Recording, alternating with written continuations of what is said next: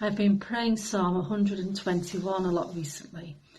Its words, I find, speak comfort into our troubled times and offer a peace and hope to those of us who are perhaps grieving individually or as a nation at their lives lost. And Psalm 121 was the psalm today in my daily reading, and this is what it says. I lift up my eyes to the hills. From where is my help to come? My help comes from the Lord, the maker of heaven and earth. He will not suffer your foot to stumble. He who watches over you will not sleep. Behold, he who keeps watch over Israel shall neither slumber nor sleep. The Lord himself watches over you. The Lord is your shade at your right hand, so that the sun shall not strike you by day, neither the moon by night. The Lord shall keep you from all evil. It is he who shall keep your soul.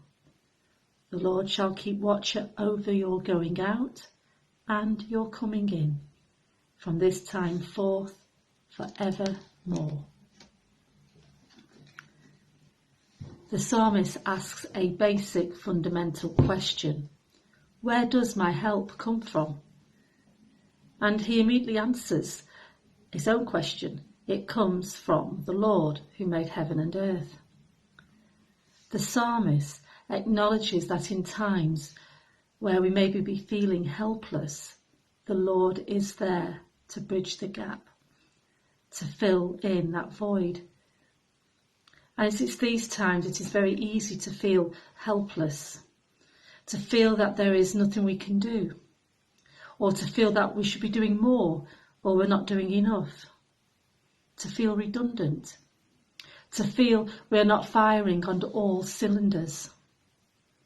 Pressures of juggling home and work life under the same roof, having to move seamlessly between roles of being a parent or a child or a colleague or a teacher. Or there are worries perhaps for those who are furloughed and their job security, and of course for our frontline workers who are feeling the pressure and the stress. We may well indeed ask where our help comes from. And of course, like the psalmist, we can answer that it does come from the Lord, and it does. But it also comes from each other.